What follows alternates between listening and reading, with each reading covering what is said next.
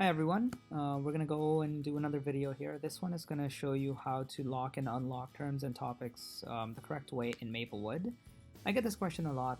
Let's say a term is locked. There are schools in term 2 and they can't really enter marks because everything is grayed out.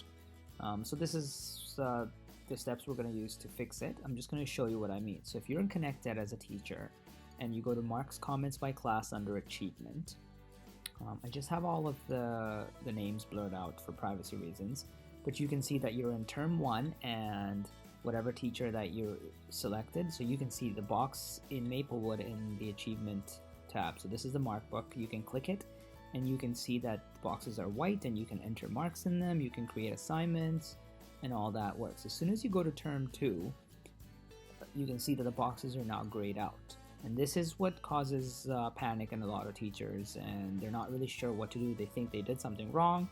No, you didn't do anything wrong. This is just done so that teachers are always entering marks in the correct terms, and this way they're kind of more aware that okay, maybe I'm not supposed to be entering into term 2, or I'm entering in term 1 when I should be in term 2. So they can talk to the secretary or contact me, and these are the steps to do it. So you would go to marks, topic-based marks, and lock terms and topics.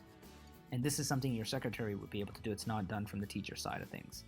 And when you come here, you can see all of the different topics that we have for different report cards. We have kindergarten report cards, we have high school report cards, elementary report cards, and it has a bunch of settings, so it's a little overwhelming.